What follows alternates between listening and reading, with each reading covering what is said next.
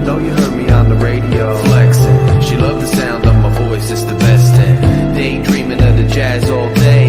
Pick up the phone late night with Larry K. I know you heard me on the radio. Flexing, she loved the sound of my voice, it's the best thing. Daydreaming of the jazz all day. Pick up the phone late night with Larry K.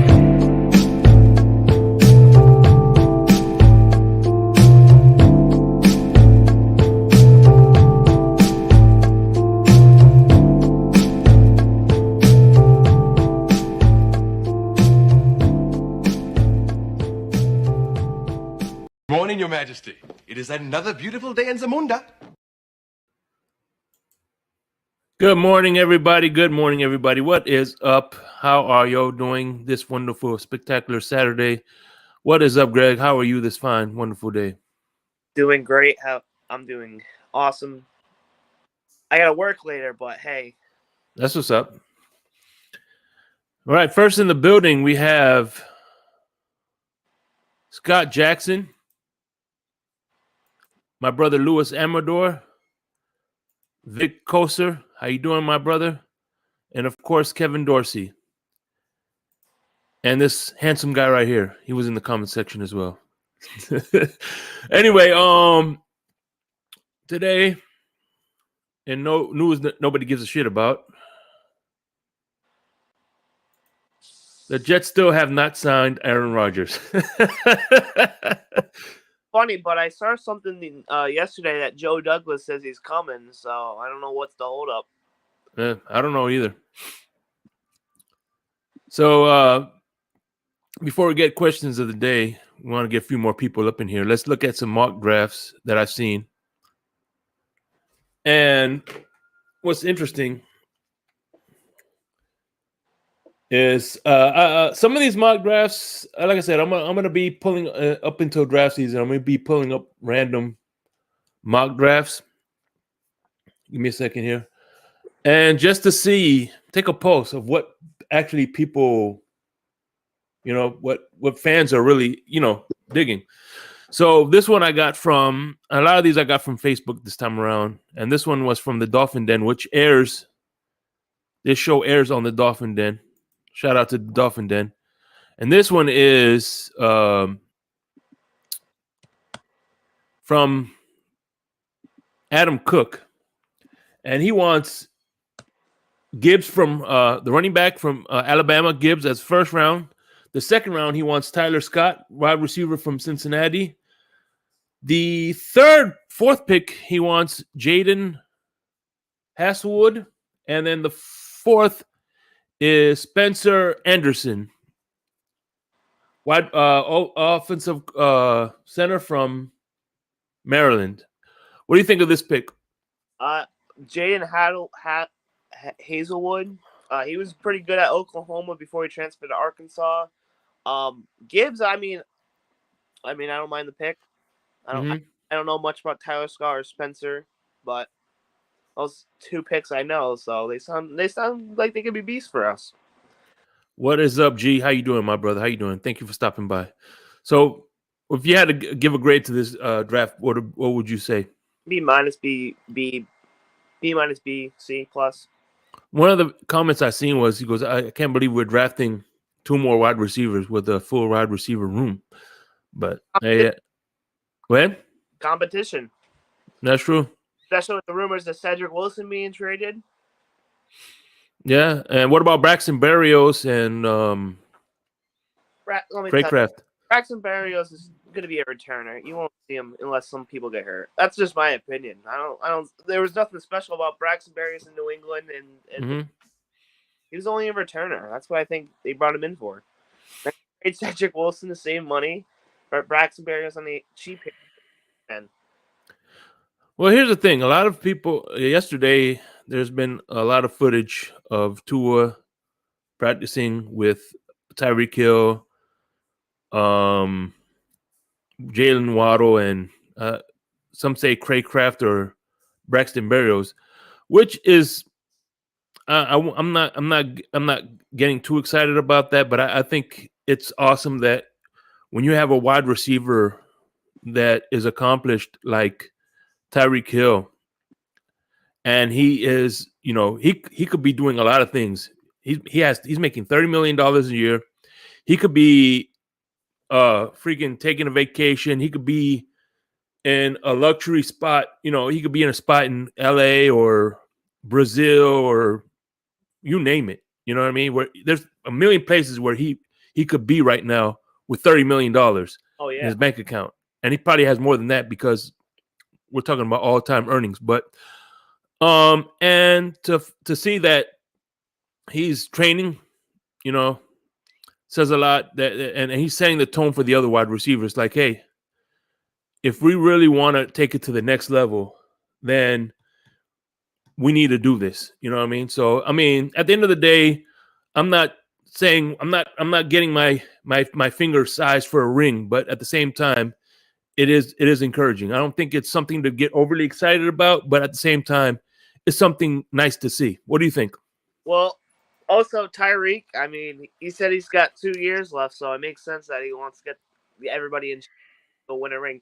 But also to that point, I mean, towards the end of the season, Tyreek Hill and Jalen Waddle were kind of getting beat down at the end. So maybe adding more receiver depth can help. By the way, that is fact. He's going to retire, Ken Dorsey, after 5 years.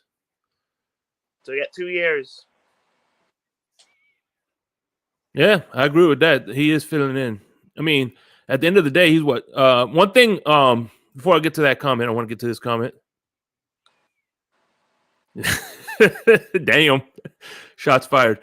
No, but no. The one thing I remember, because like I said, I'm a big fan of Howard Stern, and shit, the fuck. I'm trying to close pop-ups here. Excuse me. Oh, you got it.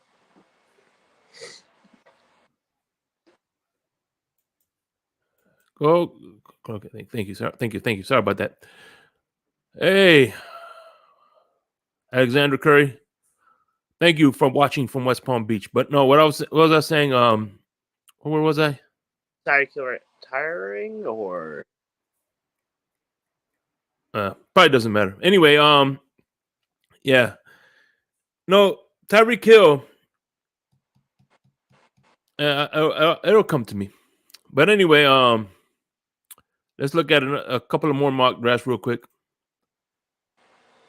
And this one is the reason I'm looking at this side is because I can't see the screen, so I'm looking at I'm watching it on my big TV, so I can see the names a little more clear. It's a little blurry for me. So, Darnell Wright, offensive tackle, the second pick. I guess he must have. I think did he move up? Yeah, he moved up.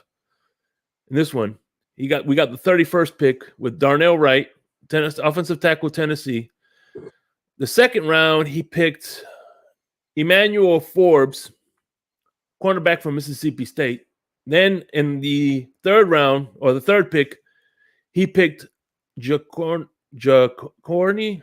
Bennett. Is that how you pronounce that name? Jacorny Bennett. And then the fourth pick, he picks Hunter Lupke. And then the last pick, he picks Nig. Which is a running back from North Dakota. And then the last pick, he picks Nick Herbig. I think those are pretty good. What did you think of that one? I mean, love Darnell Wright.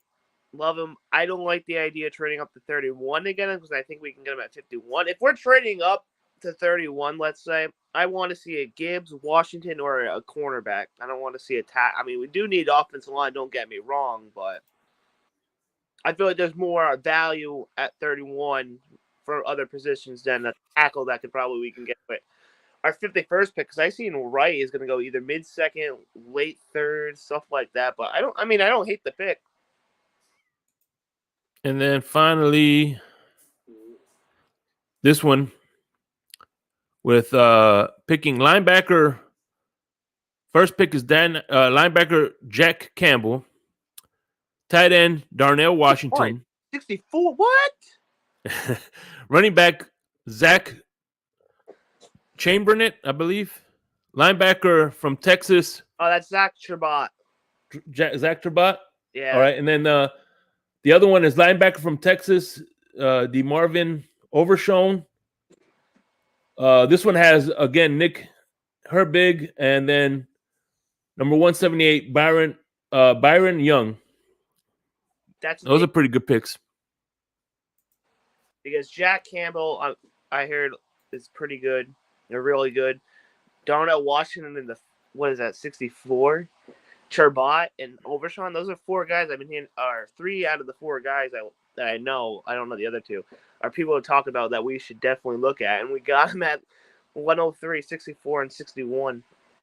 But I'm going to iterate this to you all real quick. I follow the draft, yes. But usually you see a player that should be going top, like in the first round, like a DK Metcalf type players, people like that, like a player you expect to go in the first round. They fall into like the second or third round. We started last year with Nakobe Dean, but he had like a health issue or something like that. He was a first round talent, top 10 pick. People were saying he falls all the way to the third round. And then there's some people like Cole Strange, you never heard of. They go in the first round. It's an up and down process. Like, I love the picks. I could see Jack Campbell going early, Darnell Washington's first round more than likely. But hey, if that's how the draft falls, and the Dolphins somehow do that, A+. Hey, listen, I understand. Let me tell you something. I'm gonna explain it to you like this. I think the draft is kind of like you get married, picking stuff for your wedding. You'll see the list, but let's face it, you'll be lucky if you're able to pick one or two things from that list and actually get it. But you know, that's how I look at it. Anyway, it's always a roller coaster. All right, let's get into our funny memes of the week. We have, of course, Leonardo DiCaprio drawing Tua. Of course, this kind of resembles me. This is me in August, knowing that Miami Dolphins football is coming around. Yep. Oh man, what did Robert Kraft wanted to do when he was in Jupiter, Florida? He wanted to do, but you know what I noticed? I noticed that a lot of players in the '70s had Dick for their name. Dick Butkus, Mike Dick. I'm like, Dick Train Lane. That was a popular name in the '60s and '70s. Yeah. And of course, I could laugh at myself. Me when I can't realize I can't stop. Am I mentally disabled? And Amicus, I'm glad you're in here because I just want to remind you.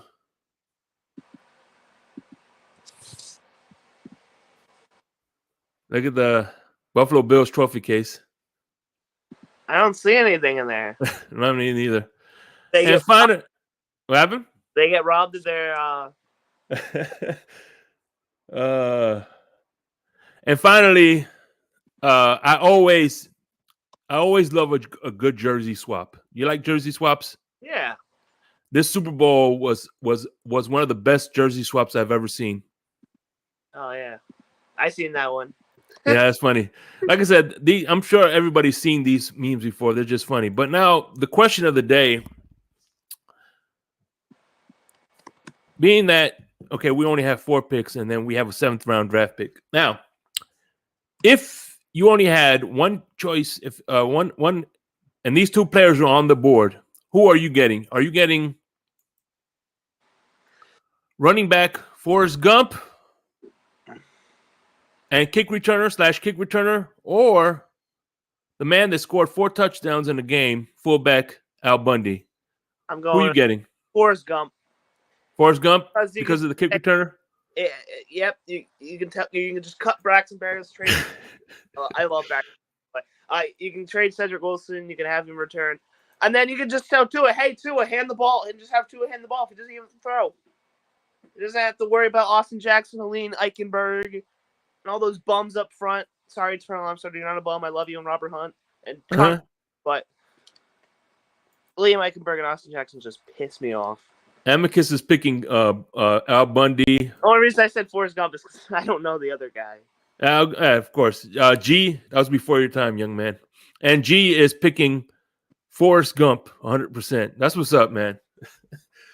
No, but anyway, you have anything like I said, you have anything to get off your chest before we get into the meat and potatoes of this? Not really. I haven't been following the Dolphins as much as because free agency is kind of down. We're ready for the draft. The one thing I'm going to say is the one thing I have a question about in the draft: Carolina Panthers, man, are like what? You trade up to 1, and then the rumors come out they're going to trade down, and I think they're still going to trade. I think they're going to trade down. I think they're going to trade down. I think they are. It's going to be crazy. I can't wait for the draft. Even though and it sucks. The Dolphins have a first-round pick in the draft. My favorite thing. It's my favorite event of the offseason. By the way, Bundy all day. Oh, and one more point I want to make too, real quick. Mauro, what do you disapprove of? I see you got your hand over your face like this. What's going on? Well, go ahead. But the Dolphins have 4 draft picks. I wouldn't be surprised if we get more than 4.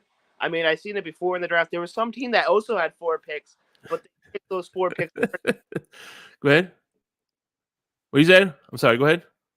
Like I seen a team 1 year in the draft had 4 picks. They turned to like 7, 8, 9, something like that. I think it was Seahawks, to be frank. The Seahawks had 4 picks. They turned it in. That maybe the Dolphins do something like that, but I don't know. It's gonna be. Amicus brings up a good point. Panthers are doing a Kevin Costner draft. As long as they take Anthony Richards number 1, I'll be happy. That's what's up. God, I really hope he works out. He looks like a beast. They got the first round pick if they trade Wilkins. Yeah, Yeah. Doug tweeted out something about they're waiting to extend Wilkins.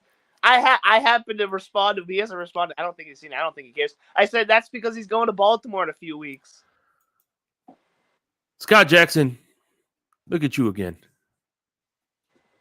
Scott Jackson, we already have Gump at quarterback. Oh my goodness. You're gonna make people do this, Scott Jackson. Just remind you, we have this available.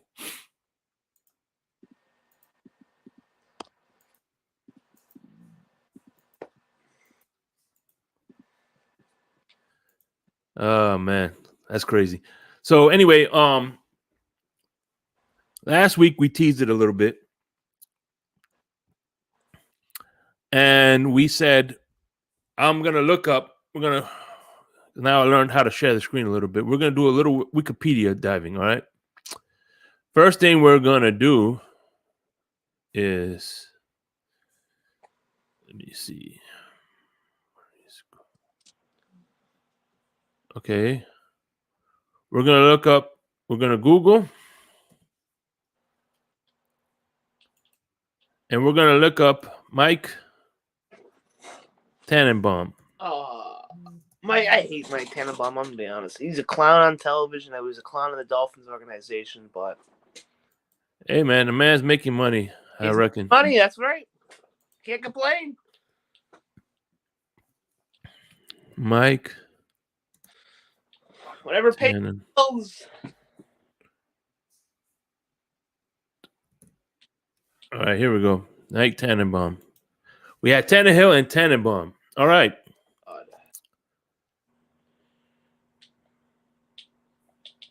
Mike Tannenbaum's Wikipedia.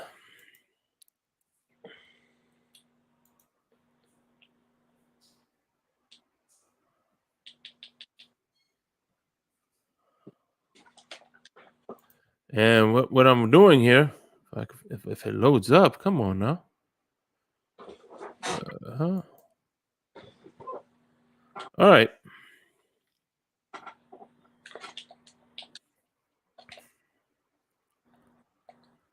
Okay, he was born 1969. From 2015-8, prior served as a general manager for the Jets. And then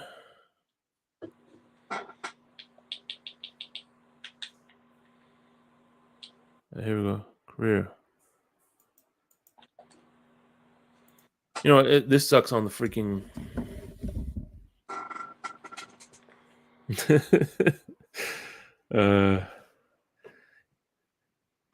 Yes, Lewis, the Bud Hurt report. They got to fill one out. I'm gonna do it on the phone because for some reason, freaking this bull crap ain't. Mike Tannenbaum. All right. All right, here we go. All right. There we go. All right, now. In 1994, he was an intern for the New Orleans Saints. 1995, player personnel assistant for the Cleveland Browns. In 1996, he was a player personnel assistant for the New Orleans Saints. 1997, he was 1997. He was a director of player contracts from 1997 to 2000. All right. In 2000, director of pro player development. 2001 to 2001 to 2005, general manager and director of pro personnel. 2006 to 2012, general manager and senior vice president of football operations. And then the year that Miami Dolphin fans don't want to fucking remember, executive vice president of football operations. Now, in that little soliloquy I gave you, did anything say scouting? Nope. He was pretty much in charge of making contracts, and he was on the pro side. Now, let's go to Chris Greer. Okay. Let's look up Mr. Christopher Greer, whose dad was Bobby Greer. And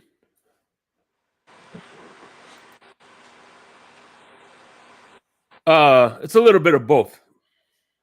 It's Exhibius. Well, one of my favorite lines from Exhibit. It's Jesus Christ mixed with a little Leatherface. But anyway, let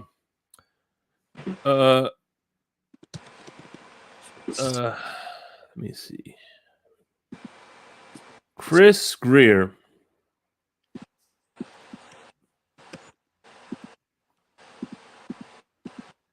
All right, here's Christopher Greer's. All right. Whoa. See if I could.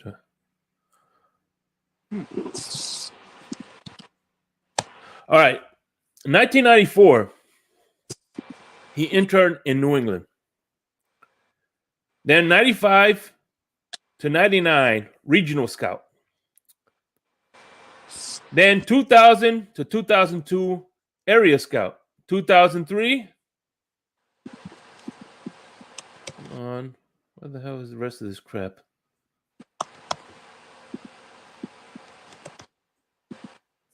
From 2003 to 2007, National Assistant Director of Scouting. Ooh, my bad. Why isn't this letting me see this? The rest of it is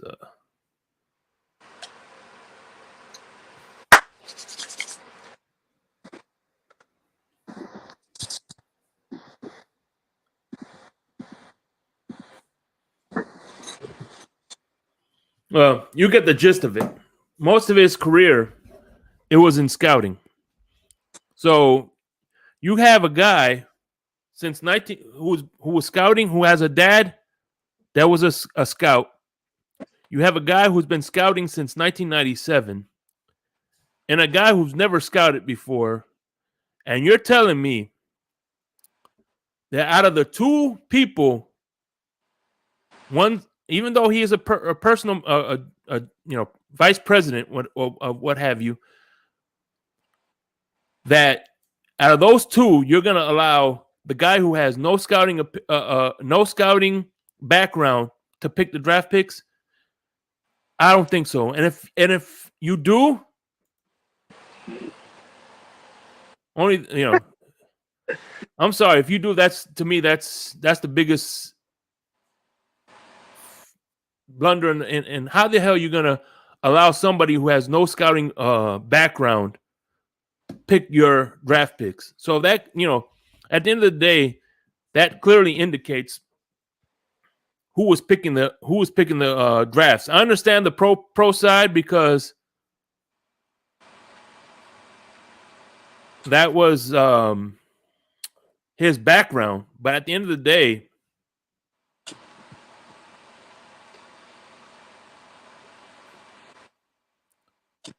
and what's funny is I'm looking at the Wikipedia and it stops right there at 2007, National Scout Assistant Director of College Scouting. So that should tell you right there that he has an extensive knowledge of the draft side. Yep. So why would you think that just because Mike Tannenbaum was in charge that he was making those draft choices? It was clearly Chris Greer who was making those choices. He made some bad ones, but then again, who doesn't? Ozzie Newsome, one of the greatest GMs, he had some misses as well. So people think just because you have draft misses, thank you, you're taking a slide at him, but it is what it is, man. By the way, this is the portion of where we open it up a little bit. Come on board if you want to talk, but yeah, that's just where I'm looking at it, man. I think that 2016, when we fired Joe Philman. Yep. And by the way, Adam Gase was definitely a Ross pick. The two picks and he admitted it himself. He picked Philman and he picked Ross. I'm not Frost, Gase. I guess, I don't know. Maybe because Philman had a pretty smile or some shit. Why? He picked one of the over the other. It's a mystery to me. But hey, make sure you guys, we got 10 in the room. Please make sure you're hitting the like button. I would much appreciate it. Thank you.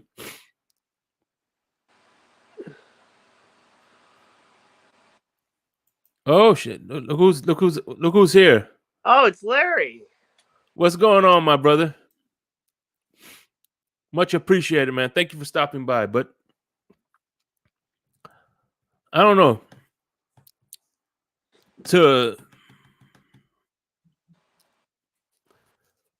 When you present evidence like that,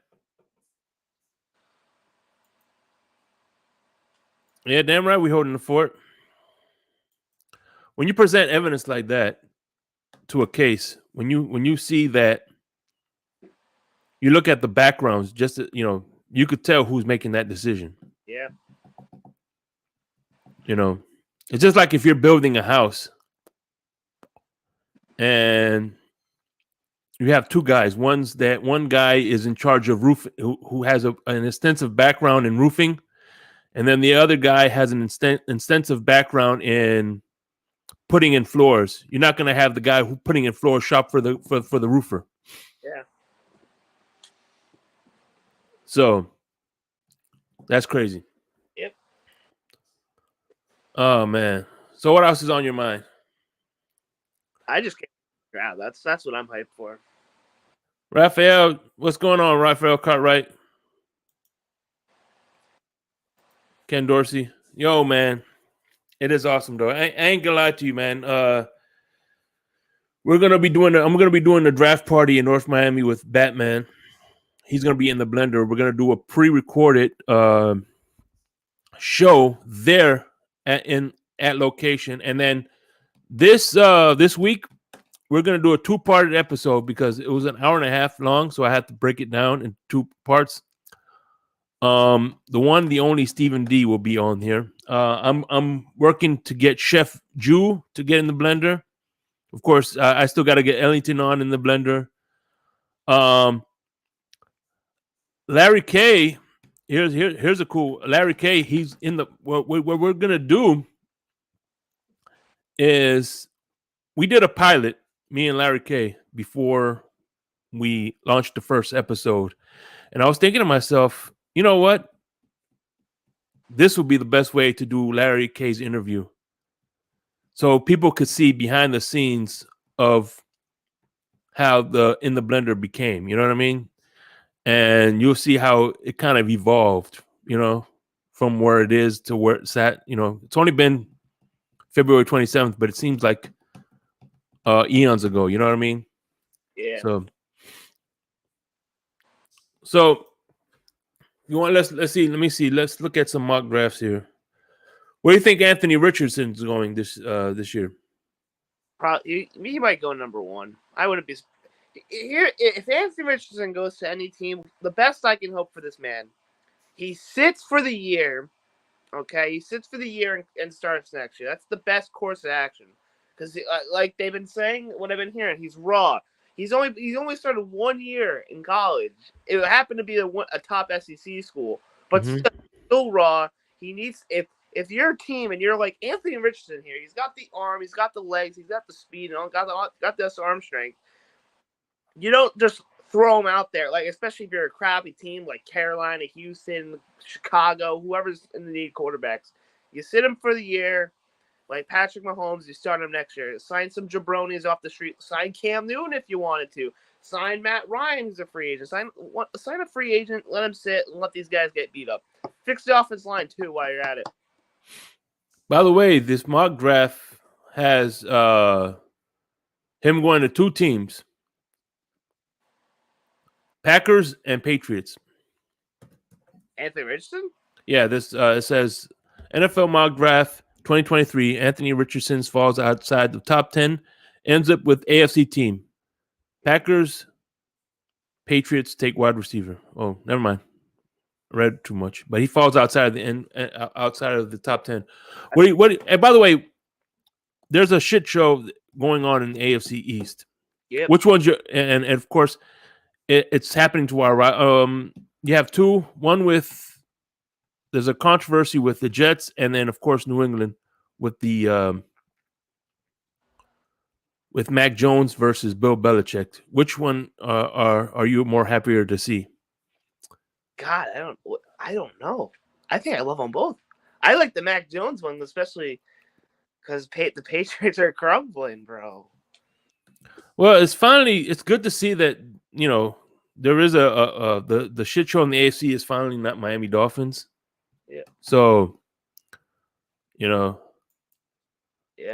this guy right here has been behaving himself. Yep. Is that Christopher Greer? Just handle. Yes, he's been behaving himself. Either that, or he's been busy in New York. One of the two. So, let's see. No, so anyway, oh, here we go. What's up, Carlos? Good morning, good afternoon, guys. I hear you guys talking about Anthony Richardson, and you already know my thoughts on Anthony Richardson. That's understandable, but that's now that we could talk. Like I said, I always wanted to give you some pushback. Number one, one of the reasons. Go ahead, Greg. Go ahead. Baltimore. Keep your eyes on ball. I think Baltimore somehow pulls off a move, gets him, and they trade Lamar to whoever. Well, I think you'd do great in Baltimore. Don't get me wrong, but just throwing that out there, I can see that. I just saw it. Yeah, that's that. Shake Money knows my thoughts on Anthony Richardson. I really think he's going to be a bust. He's overhyped right now, and hype season. Yeah, for sure. Listen, but anyway, the reason he was hyped going into Florida wasn't because of his play on the field. The reason why he was so hyped was because he was a native of Gainesville. So yeah, of course. Yeah, so that of course he was one of Gainesville's own. So there's not too many quarterbacks you could think that the Gators had that actually came from the city of Gainesville. Yeah. So that was one of the reasons. Number two, he had Emory Jones ahead of him, so he really wasn't. He was a spot. What's crazy was what's his name? Dan Mullen, which I love Dan Mullen because every time I think of Dan Mullen, I think of Cousin Eddie from Vacation. What happened was, dude, you give Anthony Richardson's first start against Georgia Bulldogs. Really, you really, instead of starting him against one of these lesser tier teams, you're gonna put him. Talk about putting your quarterback in the ringer. How the hell? Yeah. You know? Yeah. No, I think what Dan Mullen was trying to do, he was trying to recreate 2006 all over again, Mm, and it didn't work. no. Well, 2006, if you think about it, Tim Tebow's first year, freshman year, which what's his name? Urban Meyer was smart because he kept Chris Leak and he let Tim Tebow come in there periodically. Exactly. So Cartwright says Hendon Hooker to the Ravens. That could be another possibility. I wanted Hooker for us, but I know we're not going to get him. Hayden Hooker, he had an injury. I think he'll sit for the year. Whatever team he goes to, I think he'll be ready for next year. Hey, here's Seattle, for example. All right, Okay. Seattle, second round, Hayden Hooker. You just take him, he sits behind Gino, and then he starts next year or you keep him under Gino because he signed him to an extension. He's healthy. He's starting to throw the rock. I'm just saying, if Baltimore makes sense too. Hold on. How long did Gino sign for? I think Gino signed for like 4 years, didn't he?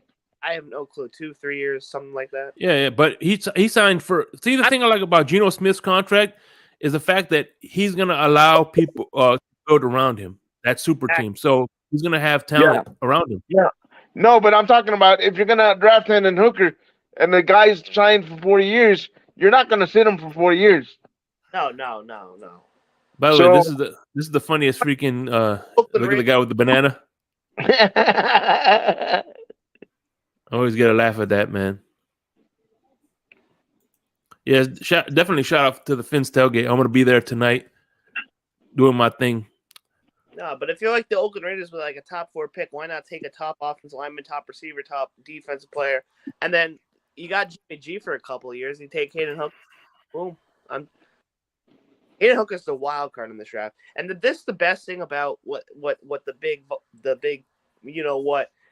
they allowed 5th years for these people, and now you get gems in these drafts. Guys who usually would go 4th round, 3rd round, falling out of the 5th and 6th round. It's pretty awesome. You find gems, man. Like Cameron. Yes, sir. Do you believe in Skyler or no? You don't think he can pan out? I don't. Listen. There's only one way, especially in football, someone's gonna pan out is when they actually go in and play. You never know what's gonna happen until you actually go out there and do it. One of my beliefs in football, especially, is just because you had a good year one year doesn't necessarily mean the next year you're gonna have that same good year. That's true. And vice versa. You just because you had a bad year one year doesn't necessarily mean you're gonna have a bad year the year after. It depends on. I think football. The thing I love about football is it's a perfect storm. It's a good combination. A chemistry thing. So you mess up that chemistry by one player or 2 players, you're not going to have that same formula. So you look at the greatest show on turf. They were good, but all of a sudden they had to start because of the salary cap implications. They had to remove players from that offense, and it wasn't that same offense, So yeah, that's true. Look at Jared Goff. Jared Goff had a phenomenal year last year. I mean, didn't translate to wins, but he had a great statistical career year, and without any weapons or proven offensive coaching. So I think, who would have thought that Jared Goff would have had the year he had? I got a hot take right now for you. All right, what's up? Jared Goff will have an MVP type year as he leads the Lions to the NFC North. And I'm going to say this, the Lions make the NFC Championship this year. I'm buying in on Dan Campbell and these Lions. You got 81% on that defense side. Jared Goff. I'm like an idiot right now. But Jared Goff, you got Amon-Ra St. Brown, you got Jameson Williams, that company. You just brought in Dave Montgomery. You still got the Lions will make the NFC Championship this year, and Jared Goff will have an MVP caliber season. Clip this and then tweet it at me later. By the way, I'm buying. I agree with you, but there's some people in the chat right now that are looking at you like this. I'm buying it. They got a top 5 pick. I don't know what they're gonna do to it. I'm buying it on the Lions this year. I'm buying it in. I liked what I saw. I'm buying in this year. They'll make the NFC Championship this year. You can come back to me at the end of Frank. What were you smoking? The reason I asked you Yes, about Hoffman. Tyler is because I don't think Tua is the answer. Hey, by the way, yes, I am working OT, but you know what they say: if you do what you love, eventually your wife is going to find out. But go ahead. By the way, let me welcome. Hold on, before you do, let me welcome my brother Quinte. What's going on? How are you doing this fine one day? What's on your mind? What's going on, Shake? What's going on, Shake? No, What's going on? I want to hop on to say I agree with him with Matthew Stapp. Not Matthew Stapp, but the kid that played for Jared Goff. Lions, Jared Goff. Yeah, He's not a bad quarterback. He was in a messed up situation, so And I feel as though he got a coach that believes in him. And Dan Campbell was a good coach. Is a good coach because he's a throwback coach. Like the kind of coach that like motivates you. Mm-hmm. And he's gonna be hard on you when he needs to be hard on you. You understand? He learned how to be a great head coach, and I feel like he could be. But hey, he's a Parcells disciple, believe it or not. Yeah, he is. And you know what's funny is I told Quinte, and I'm sure you agree with me too. There's two coaches, and I could give a damn if you like it. Two coaches that when they parted ways, I was happy when Philman left. I was happy when Gase left. I was happy when Wanstead left. The only two coaches that I was upset when they parted ways was Brian Flores and Dan Campbell. I thought we should have hired Dan Campbell. Yeah. No, I was kind of sad with Tony Soprano because. Well, yeah, me too. Because you know what? He had a good year, and then he heard about the bad stuff they were trying to do. Hold on, but keep knocking on my. Hold on. All right. Well, I you know what's funny is, and here's some information that I learned on the shout out to Finn's tailgate because I am going on there, and like C. Hoffa says, I'm putting in some overtime. But no, when I was listening to In the Fish Tank with Seth Levin and OJ McDuffie, and it was funny is when they had Parcells as general manager, he was building the team that was perfect for Tony Sperano. Then all of a sudden Jeff Ireland came and that's when things Tony Sperano got whacked. And also didn't help that this guy right here, see this guy right here, was interviewing another coach while he was still under contract. Yeah. It is very true. So I think Tony Sperano was a hell of a coach. People didn't like that fact that he clapped for field goals, but at the same time, dude, you need points to get on to win games. Yeah. And last I checked, field goals were points. I know, but some people don't look at the game in that way. They look at the game in high flying, scoring points constantly. That's what people believe football is now. You're old school like me. You remember the Harlem Globetrotters? Yeah. That's what they want football to be. All this razzle dazzle, pizzazz, but no freaking substance. Yep. And football, to me, one of the reasons I fell in love with football was the strategy behind the damn game. It's not true. Just throw the ball, touchdown. Because me personally, I want to go back to the days of ground and pound and throw the ball 25, 30 times a game. Because I feel like you throw the ball too much, DBs really can't do anything. They can't touch the receiver because if you touch them too much or you do this, they're going to pass interference. If the defensive lineman try to bull rush or if the offensive lineman does something that's holding or whatever the case may be, it's just too much ticky-tack stuff going on that I don't like, but I'm still going to watch it because I love football. So, yeah, you ain't wrong. And football, it's like the ultimate. Like I said, it's the ultimate team sport. It's like one thing. Okay, I got my train of thought here. One thing that trips me out, Quinte, is when I hear people go, "Oh man, we got Jalen Waddle, we got all this offense. How are they going to stop this?" All right, check this out. you put a calculus problem, right?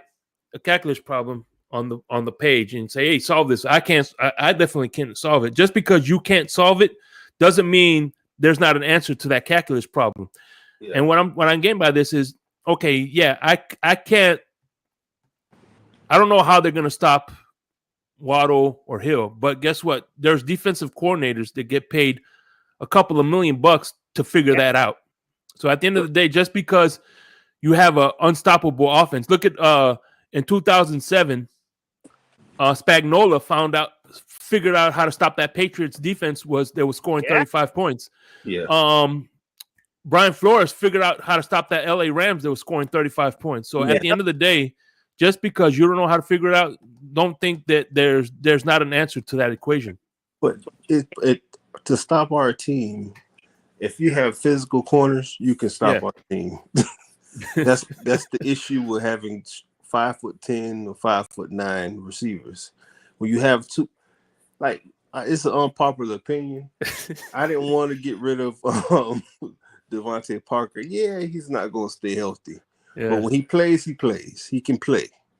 But he's the only person who can get off the line and get open. The people like, oh, his separation.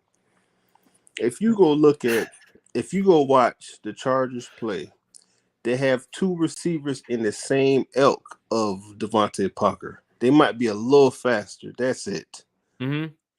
They do the same crap. They don't get that much separation. Only time you see somebody get super separation, it's blown coverage. The DB falls down. You understand what I'm saying? Yeah. Other than that, the passes are coming right there. Bam, bam, bam. Tua's not that kind of quarterback. But if you're going to play in NFL, you need to make those throws. And that's another issue, because it's like our offense is too one-dimensional. We force the ball to Tyreek Hill. Mm-hmm. Mm-hmm. And give a little bit of passes to Waddle.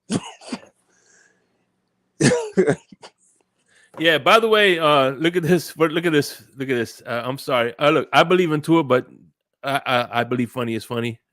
Read this comment. You stop Waddle and Hill by putting Tua on the field. Damn, that's savage. That's cold. Yeah. But if I'm gonna say this, I'm gonna take up for Tua on this one right here. Yeah. If he, just like I said on a previous show, Tua is no different from Ryan Tannehill. He has his ups and downs. Mm-hmm. He doesn't have, all right. The reason why Tannehill had got 7 years, he's big and strong, had a strong arm. Correct. And the reason why Tua may not get 7 years, he's small, has a weak arm, he's fragile. He gets hurt every year. He misses 3 or 4 games every year. Mm-hmm. That's the issue. But if you want to be technical, he's a better quarterback than Ryan Tannehill, but he doesn't have those attributes that Ryan Tannehill had.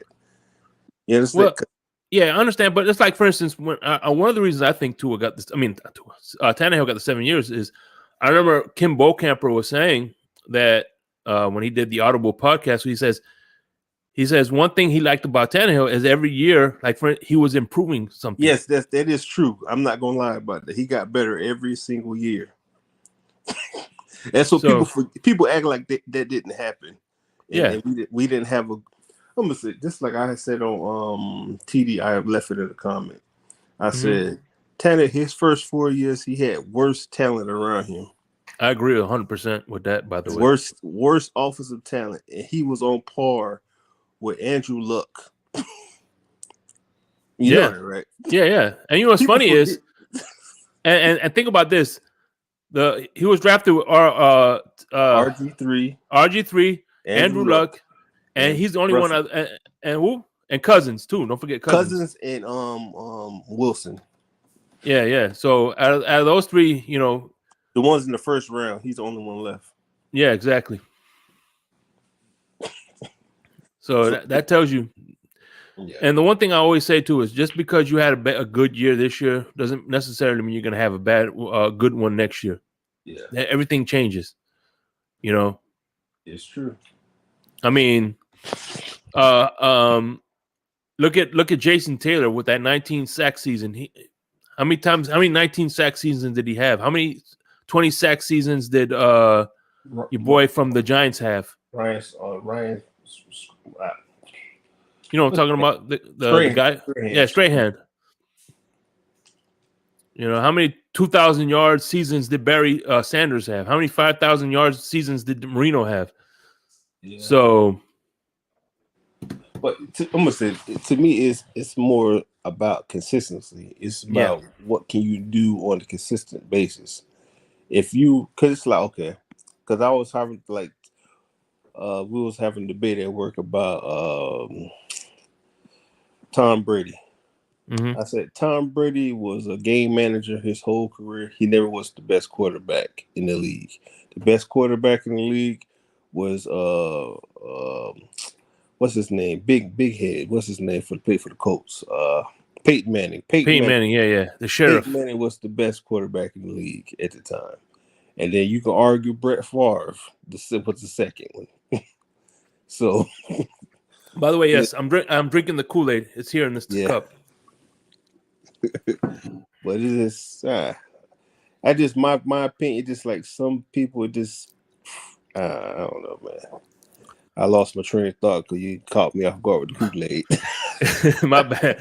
You're talking about Peyton Manning and Brett Favre.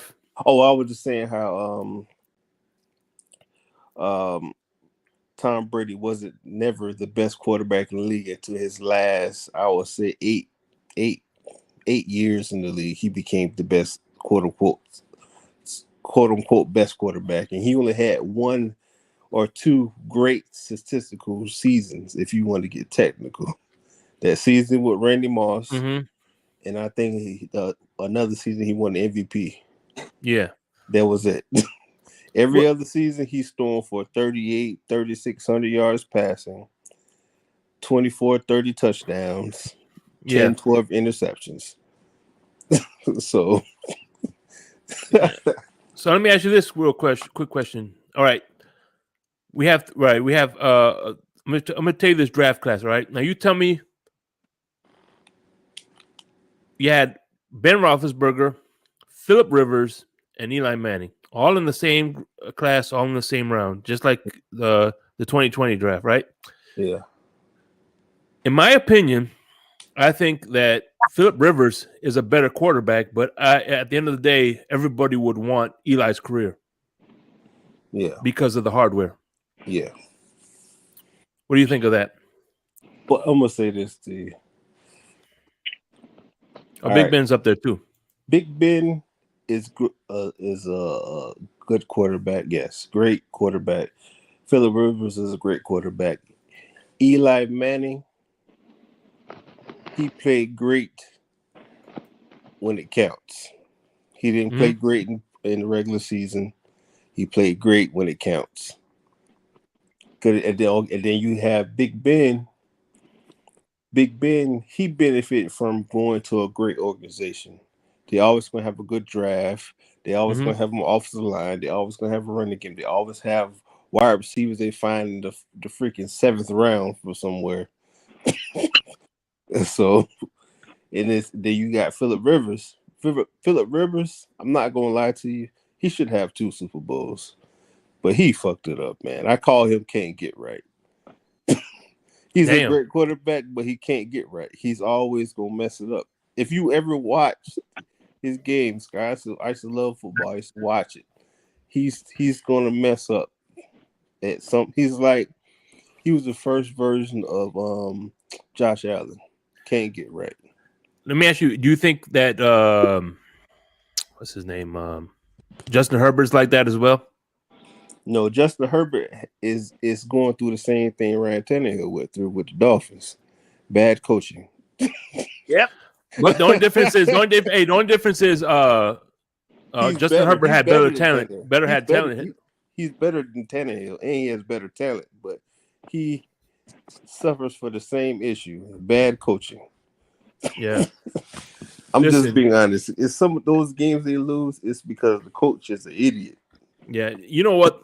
I thank God every day that they didn't fire that coach, because could you imagine Justin Herbert with Sean Payton? It's going to be over. No, I didn't want to see that. I did not want to see that. No. Thank you. It's gonna be put like this. If Brian Flores make the Vikings defense great, Mm-hmm.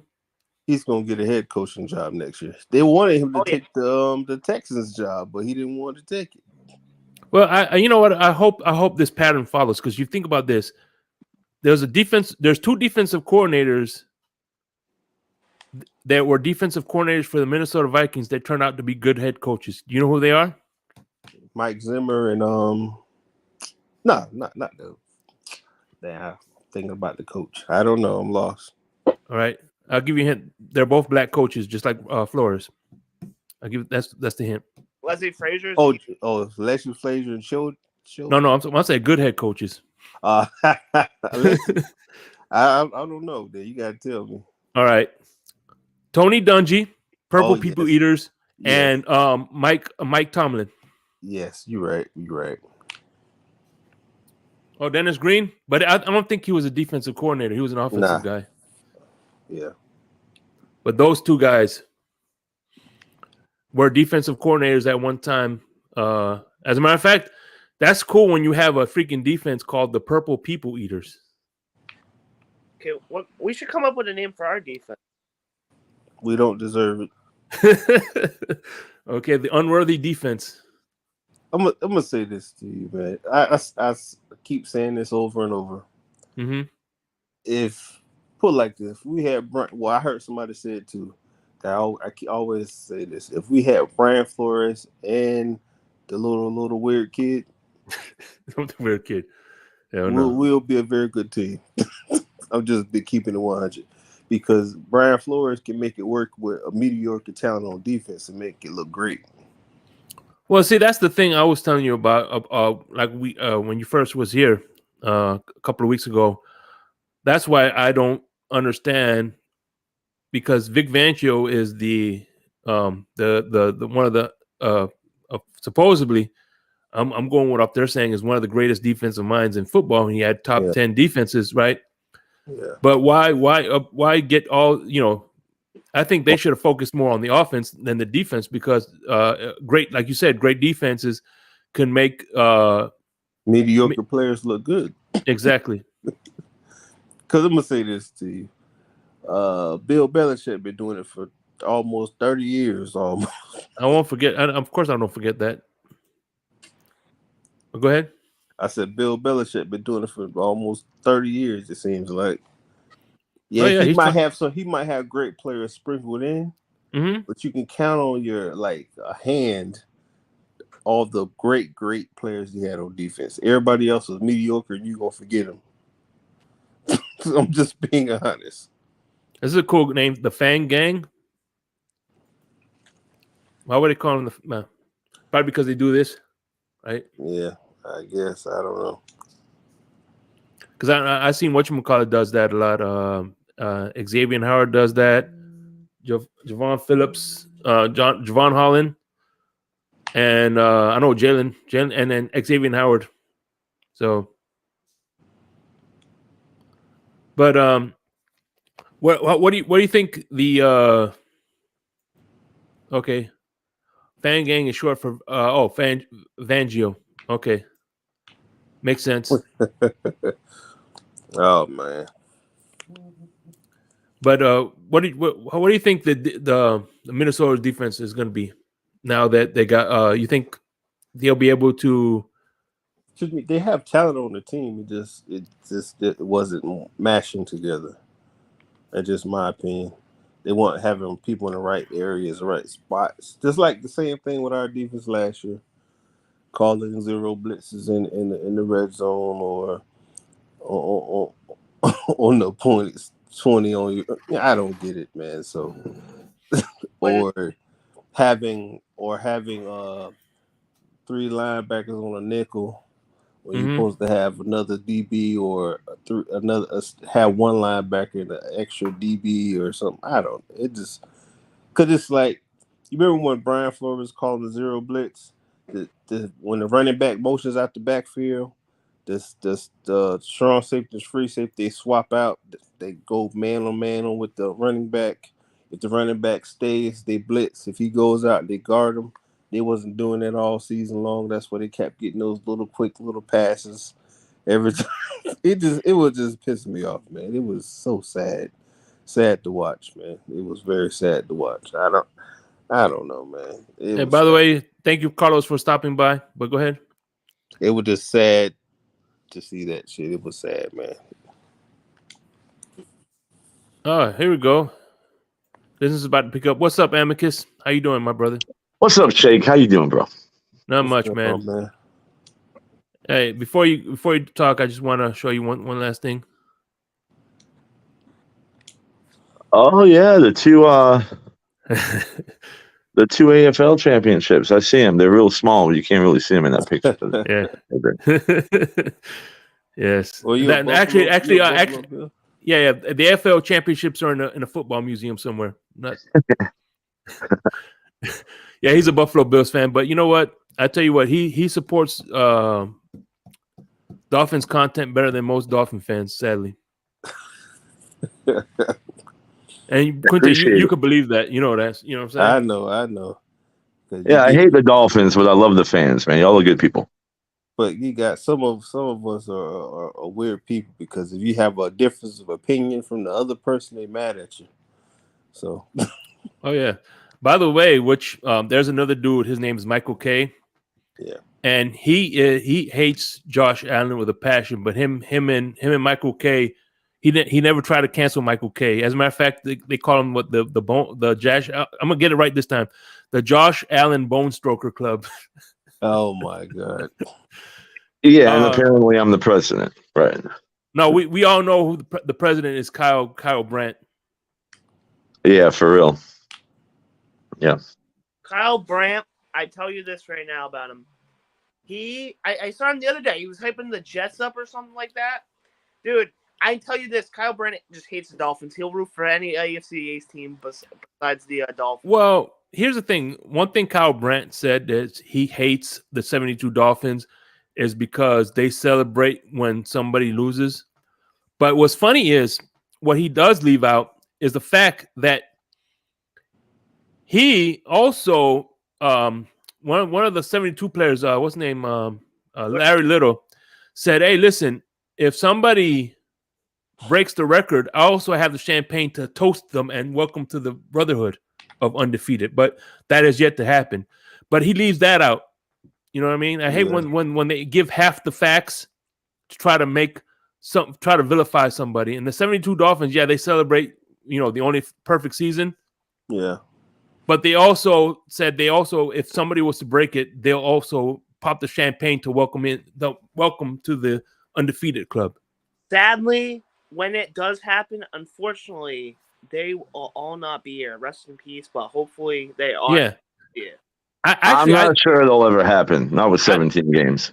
I don't think it's gonna happen either, because it's a war of nutrition. Yeah. But I hope it does happen, because I think that's the reason why Dolphins haven't had success, is because that's a curse. Yep. It's more than that, I feel. What's going on, Q? My favorite Oos. How you doing, my brother? My favorite Oos and my favorite Steelers fan. We got Buffalo Bills fan, Steelers fan here. It's one happy smorgasbord of fans, man. Now, I wanted to hop back because that comment Quinte made, comparing Josh Allen and Phillip Rivers. I mean, don't get right. Can't get right. That's why I call him, man. I mean, it was only year 5, bro. But if you compare them with the same talent, he has a great talent on this team, and he can't do nothing with it. Yeah, but that's not Josh Allen's fault. First off, let me just say that some of it is. You got to admit that you can't. Well, there's a few things. Last year, I'll give you this. Yeah. Last year, not the year just passed, the previous year when you played the Chiefs, and defense gave up the touchdown and have y'all lost the game. He played a great game, but he also maybe the greatest. I won't say that. That final 3 minutes was legendary, epic. Yeah, it was all right. But my thing is, I'm a Dolphin fan, so I'm always gonna throw a little hate on you, man. I hear you. Yeah. But it's like if you look at years past, even this year, he cost y'all good games. Cost y'all that Yeah. game, playoff games too. Minnesota. Yes, cost you. Oh yeah, definitely the Vikings game. That's one of the craziest games I've ever witnessed. I was so hyped. But the thing with I'm gonna say this with Josh Allen, he throws 4 or 5 bad passes a game. Like I mean bad. I mean it's like the receivers front of the streak. He's throwing a slant. Mm-hmm. Well, he makes a very, bad passes versus bad decisions. I mean, I could make an argument there, but what he does is he knows his arm talent. So sometimes, he glitches and he thinks he can make a throw when in reality he can't. Yeah. But I just want to throw this out there, man. Josh Allen is the only quarterback in NFL history to throw for 4,000 yards and rush for 750. He's done it 2 years in a row. I don't want to put Phillip Rivers was a great quarterback, but he ain't on Josh Allen's level. No. He's better than Josh Allen. Well, that's the thing. No. Yes, he was. He was a better passer of the football than Josh. No, bro. Was. No. Josh, not on any universe, not on any planet. Josh Allen just has a rocket of an arm. That's all he lives off. Once that mobility. Do Dolphin fans have like seminars when it comes to Josh Allen? Like we're going to stick to these 3 phrases every time we debate Josh Allen. But I'm going to say this to you. What's that? I have a Bills fan at my job. And he is agreeing with the shit I'm saying to you. Because he's the white version of Cam Newton. He's going to start getting hurt. I'm gonna say this to you. The reason why everybody says that, but we're in year 6 now. I'm gonna say this. Well, what happened to Cam? Year 6 when he remember that? Year 5 or 6, that's when he started declining, right? I'm just being honest, bro. It's like you can't. It was after he got his big contract. Yes, you cannot do that. You cannot be a quarterback running, because eventually they're gonna stop holding, blowing whistles quick for you and all. They're gonna let the play run. Yeah, but Josh Allen's not a running quarterback. He is a passing quarterback that can run. Y'all design quarterback sweeps for this man every game. Yeah, that's about to change. Yeah, you know that's true, bro. There's designed runs, but honestly, man, there's only like 2 or 3 designed runs a game, max. It only takes one. It takes one linebacker to come Molly clean his clock, and it's over. Yeah, I hate this argument because you can stand in the pocket. But look who your quarterback is, bro. Tua gets crushed. You don't run. I can make an argument that you're safer running the ball than you are just standing in the back. I'm gonna say this. Well, hold on. Let me say this real quick. Like Tua. I don't care for Tua. He's on my team. I'm gonna respect him. I did not want him on my team. I already had these issues with him before he came to our team. Mm-hmm. Even one year, I thought this motherfucker was going to be the next Tom Brady. Shake knows what I'm talking about. Yeah. I gave him praises, and he let me down. Well, he had a better year last year. I'll give him that. But here's the thing, too. I want you to think about this. You said about in the pocket. Yes, Tua is more of a in the pocket passer. But if you think about the injuries and the terrible things happen, it was outside of the pocket. It wasn't inside the pocket. Yeah, well, Josh needs to slide more. I mean, everybody would agree with that. But I mean, sometimes people are built different. I mean, I agree with you. He can't keep doing it. He's going to get older and everything, and the body does wear down. But we have plans to fix that, man. I mean, we don't. He's not a running quarterback. We want him to fling that thing, but. And he's by the way, not a running quarterback. I can't agree with my Q here. Josh is a better athlete, but Rivers in his prime was a better passer. Yeah, I totally disagree. Oh my God! Y'all gotta go study some Josh Allen film, man. I think y'all would all be shocked. We studied. Trust me, I studied Josh Allen, but because of the film. But at the same time, you can't take away the fact that Phillip Rivers was a more accurate quarterback than Josh Allen is. Yes, he was. And who knows? Who knows? In 5 years, from now, as Josh Allen perfects his craft, playing golf, he could probably become a better passer. No, that was a shot. But no, seriously. If Josh Allen in a few years, you never know. Josh Allen could improve his passing. So we might have revisit this and change our stance. But as of now, that's why I'm looking at it.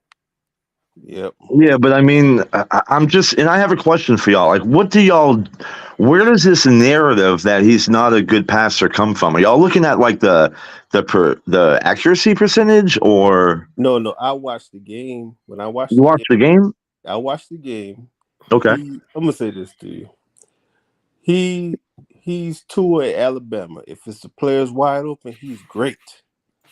Wide open. Yes. Oh, He bro. might sling one in there once in a while. You understand what I'm saying? Because he has a strong arm.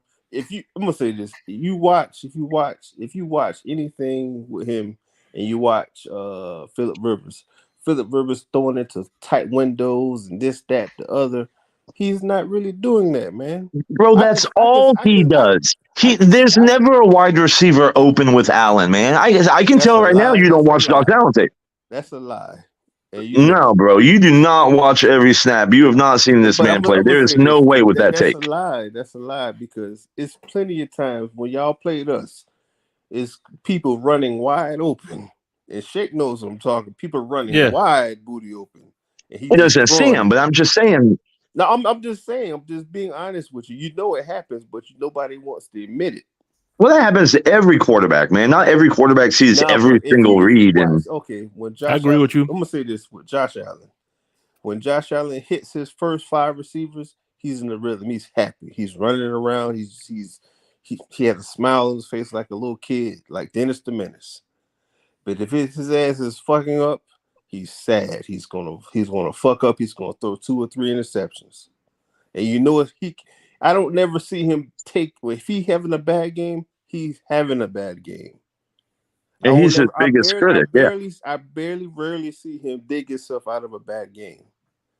You understand what I'm saying? I even saw Tua dig himself out of a bad game a few times. Even though we lost in a few of those games, he dug himself out of having a bad game. You understand? Bro, the guy went 13-3. Like, when you make it seem like you've never seen him dig himself out of a bad game. Like, he doesn't really have bad games. He's 13-3.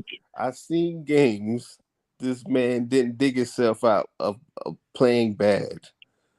He benefits. Yeah. We're reaching at this point, bro. But I get it. I get it. Okay, I'm gonna say this. I'm speaking from my opinion. I'm not saying this is absolute. This is my opinion. Fair enough. You understand? Don't overcast for everybody. This is Quinte's opinion. Nobody else's. Mm-hmm. All right. That's just what I see. It might be wrong to you, but that's what I see. Because it's like I don't want to get in an argument with people. I'm just saying my. Yeah, I agree with Q there. You know, like that's my biggest knock on Allen is he thinks he's Superman because listen, man, he knows what he can do with his arm. So if you see a window and you see a defender coming and it's 30 yards down, I mean that's hard to judge like that millisecond. If you're just a little late, it could be picked.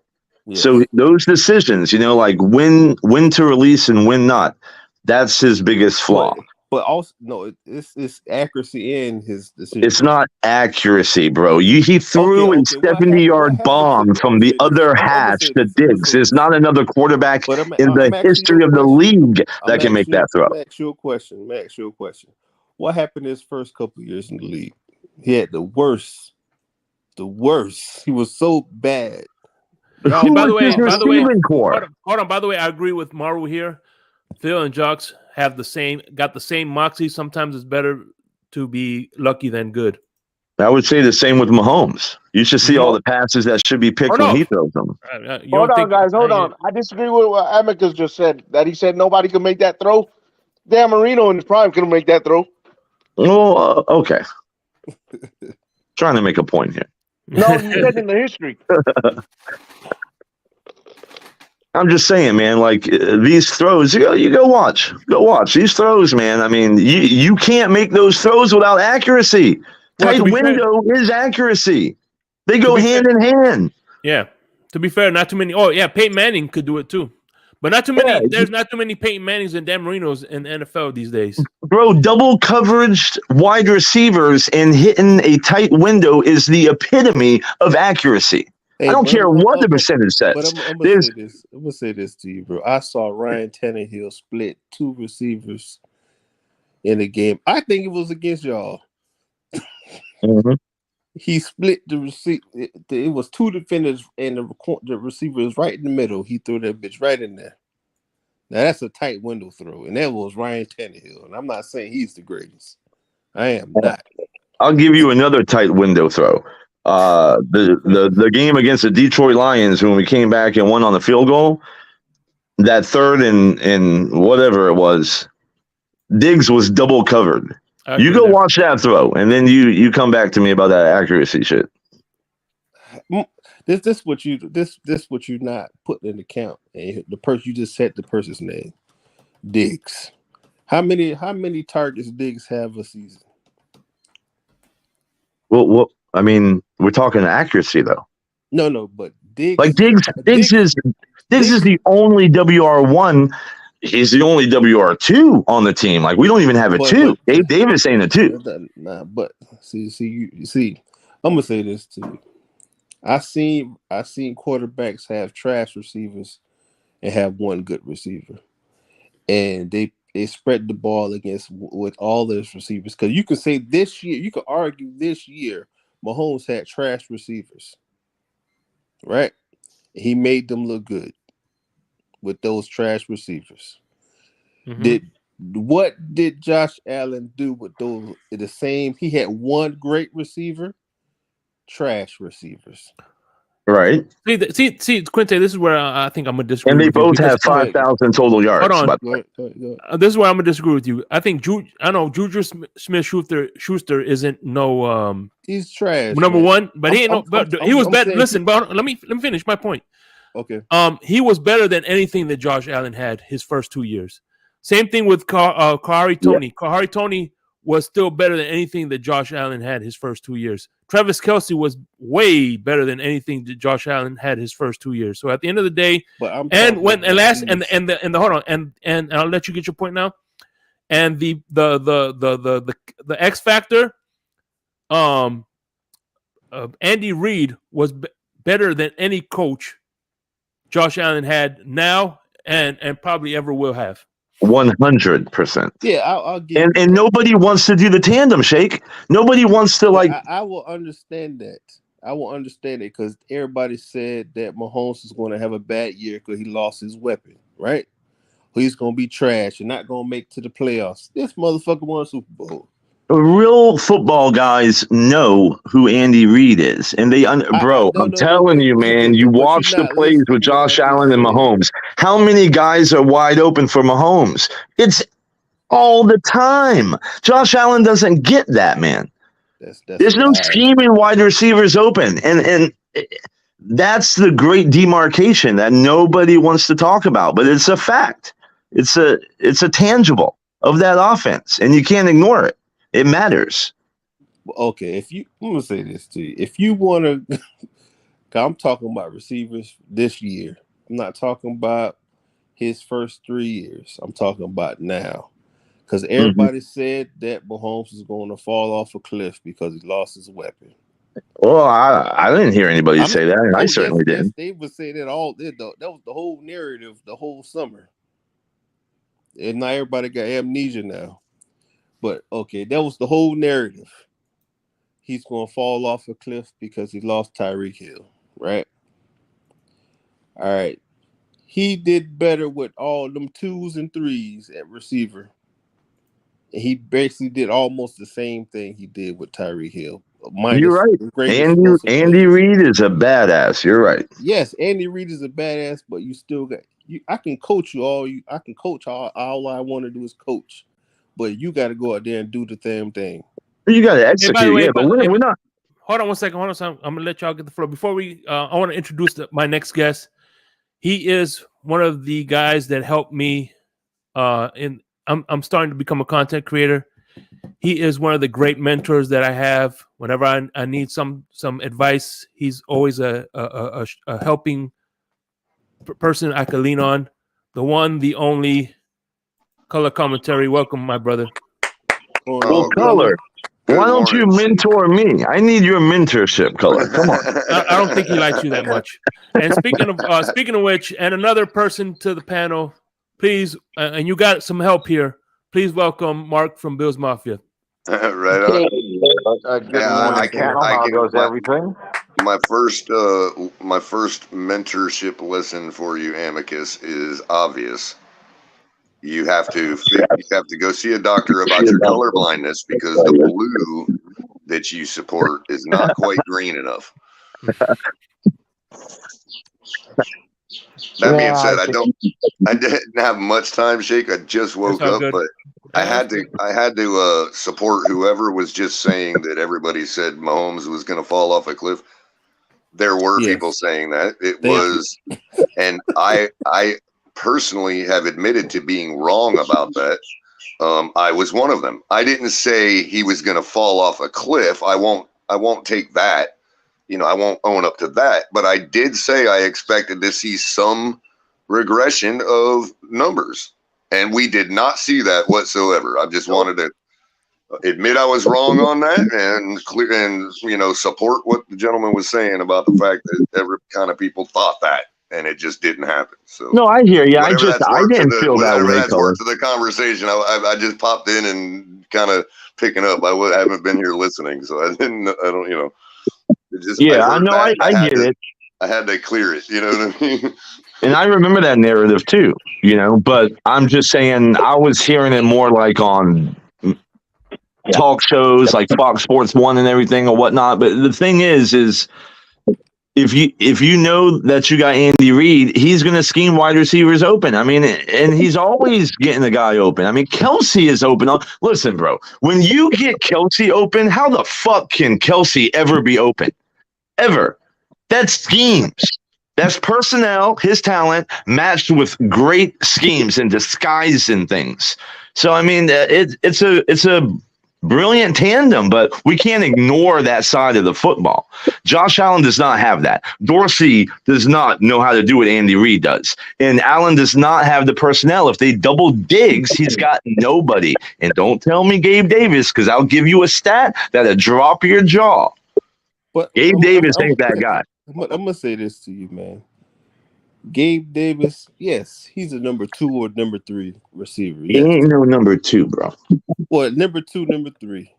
Because I'm going to say this. If Gabe Davis went to another team, Gabe Davis would be a halfway decent receiver. Because he will get more targets. Because you have the same issues that the Dolphins have. You're forcing the ball to one guy. And when that one guy's being stopped, you become one-dimensional. And it's easy to stop you. You understand what I'm saying? That's the issue. I hear you, bro. Do you know that Gabe Davis led the league in drop passes with 7? And he had less than half the – hold on. Let me land real quick, if you don't mind. He had half the targets, less than half the targets of Diggs. So his percentage of drops was an astounding 20%. 1 out of every 5 balls he drops. You cannot do that in the NFL, period. Yeah, that's true. That might be true, Amicus, but he also had a game where he had 8 receptions, 4 touchdowns, and 201 yards receiving. Yeah, well, a blind squirrel finds a nut every once in a while, man. He had a great game. I get it, but that's okay. The 200 and something yards and 4 touchdowns is because of Josh Allen. But he has had in the past, 150-yard games with 2 touchdowns. Yes. A couple different times. You know what I mean? Like I just monitor it through fantasy. That's where I see it at when he's, he breaks out like that. I see it in fantasy, and it's like, who's this guy? However, to your point, Amicus, nobody was not beating down the door for him in the offseason after that performance. You know what I mean? Right. Which kind of is like, but there's teams he would I don't know if he would be a wide receiver 1 on any team. I don't know if there's teams that bad out there, but I bet you if he went to the Chiefs with Andy Reid, he'd ball out. Because coaching matters, man. Nobody ever talks about that shit. It's always a guy. It's always Kelsey, a wide like it is receiver. amazing to watch him get open as much as he does. Like how? Exactly, bro. How does that happen? It's schemes.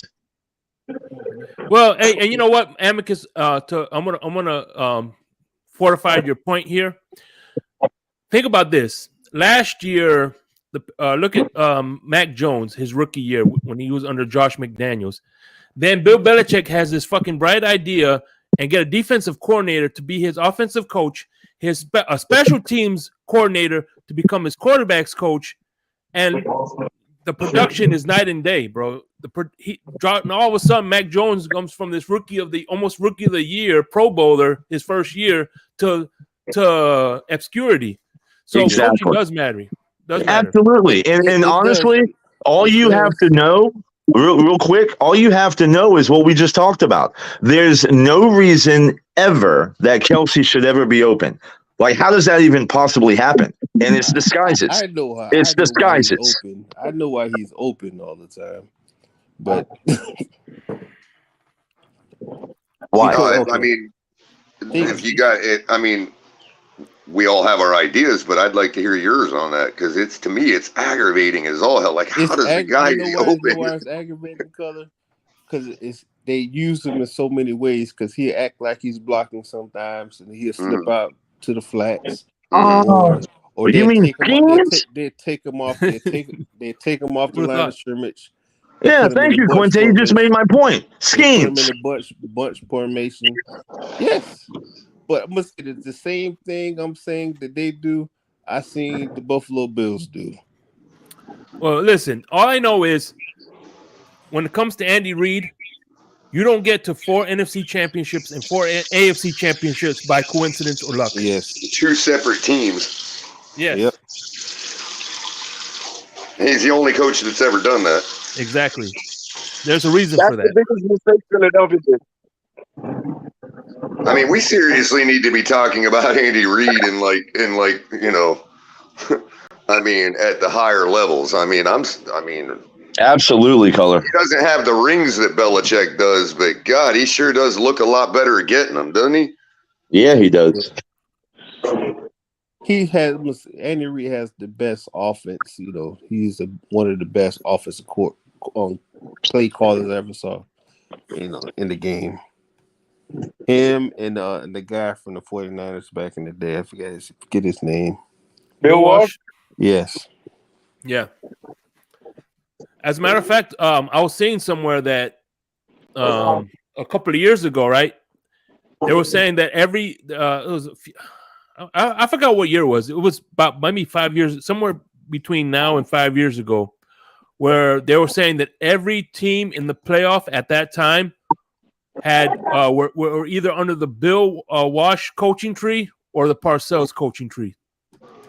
Yes, and also as far as system of offense goes, every article I've read about the West Coast offense and history of it and histrionics and all that, every one of them loop Andy Reid into that group, and the Kansas City Chiefs is running that style. I mean, they run the old 90s San Francisco offense out there. It's amazing. Mm-hmm. Yeah, and Scotty has a good comment too. I like when you take the personnel of a Kelsey, right, with the IQ of a Kelsey and the talent, and then you match it schematically with Reid. I mean, that's why he's open all the time.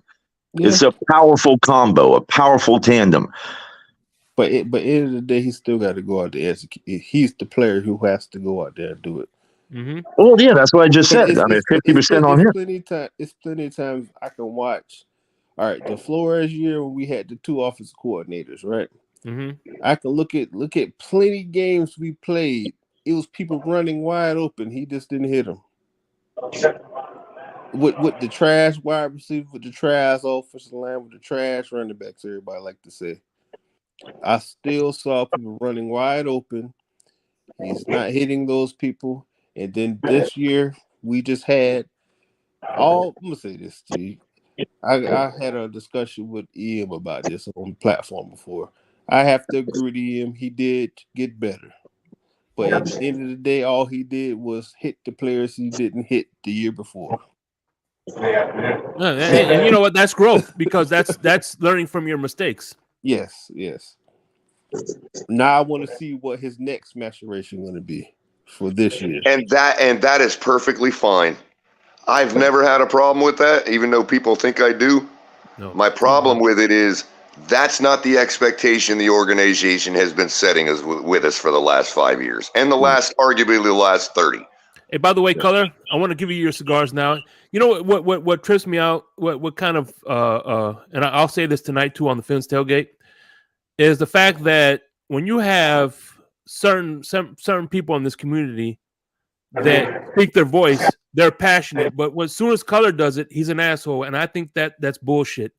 I think you're just as passionate they are, bro. So at the end of the day, I appreciate and your passion, and you know what I'm saying. Even though if we agree or disagree, you're still you're still not an asshole. No, I'm just saying. You know how some people like to see you in chat. I got you. Oh, I'm on my phone, so I fortunately am blind to chat right at the moment. No. I was just bringing up the fact that there's a lot of so-called passionate fans when they talk, they're passionate, but when you talk, not everybody, but there's a lot of fans say, "Oh, he's an asshole." No, he's just as passionate as you're. Just as passionate as those guys, and you know what? We may not agree, but at the same time, I consider you a great Dolphin fan, man. And I welcome your passion, bro. I appreciate that. I mean, mainly it's like, look, I've never had a problem with the project. I mean, if we're going to sit here every year and go, yes, Tua is going to get better this year because another offseason or another training camp. Well, why didn't we just say that from the beginning? And you'd have a lot less people seeming like they're hating on the guy. But when the organization comes out there, this is what I was saying in a show a few days ago about expectations. You know what I mean? And it's like, expectation is a very powerful thing. And when you set expectations with human beings, you better come through with it, even if it's a negative expectation. It's just one of those things about humans that, we have to be able to plan ahead. We have to be able to project. When somebody tells me, this, I have to count on that, even if it's a negative thing. You know what I mean? Hey, by the way, I'm going to use your cheeseburger analogy like this. Or let's say, for instance, I'm opening a restaurant, right? And I put on the billboard, "Tonight's chef, Gordon Ramsay." You're going to go there like, okay, I'm going to eat me a good dinner. So as the second you take a bite of that steak and it tastes like a hungry man dinner, you're going to be pissed off because you had. But then the guy next to you, right, and the appeal to authority would be the guy at the table next to you going, you can't trust your own taste buds. That's Gordon Ramsay that made that burger. It's delicious. Yeah, good analogy. Great That's hamburgers. Why it's a fallacy. Hey. That's called an appeal to authority, a fallacy. Now, there are reasons to appeal to an authority, but at the same time, when it comes to something that, people, look, we all do things in our lives that we think are special that really aren't. I mean, it's not hard to make a cheeseburger. Let's be honest. It's not hard to make a good one. Is mine going to compare to your average 5-star chef? Probably not. But you're not going to tell me that my cheeseburger is crap and I don't even know how to make one because is everyone using the same Gordon ingredients? Ramsay exists. You know what I mean? Now everybody ingredients different, so just like every coach and every cut of meat is different too. But go ahead. Right, but if I'm to make my takes based on, a different type of quarterback and a different plan, then yeah, I do believe Tua can continue to get better. Why not? You know what I mean? Like, unless he's just that, incompetent of a human being, I don't believe that. So, yeah, another year, another training camp, another off season with Mike McDaniel in a West Coast system, and yeah, we're going to see some marked improvement. Go ahead, Quinta. You were going to say something? Nah, I'm just saying. I'm hard on the young fella. Yeah, it's out there. People think I don't like him. I'm gonna say this. I like Tua as a person because he's the type of kid that you would want your daughter to talk to. Mary. Yeah. He's a good dude. But it's That's probably why people flip back and forth between 2-year window and 10-year plan. You see what I'm saying? Because the guy's a likable guy. I mean, you want him to be able to have a chance and continue to have a chance. That's why I keep saying we have the same quarterback as the quarterback we drafted in 2012. Everybody liked him. He was a good guy. He had the beautiful hot wife. Everybody, oh man, his wife's hot. That's all I used to hear people saying all the time. He's a nice guy. He's smart. Well, that's why everybody excused him every year for going home for the playoffs.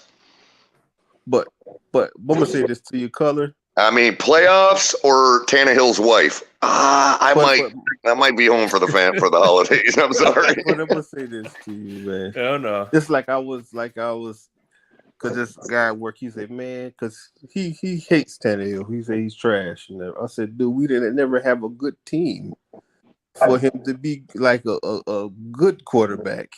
You understand what I'm saying? If we had a better team, Cam Wake and Rashad Jones would be national names in the NFL. Yeah, and see, that's the thing. We didn't have a good. They're still making the same argument, and the guy ain't even on our team anymore. Yes. Tennessee gave him a team. Tennessee gave him the stuff that we never gave him, and what did it get him? Yeah. 1.5 extra games per year. Yeah. All right, Color. I have a question. Question of the day, right? Can you answer this? All right, let's say we're in the 7th round, right? And Mike McDaniels needs your help picking 2 players, right? We have 1 pick, and there's 2 players that they want.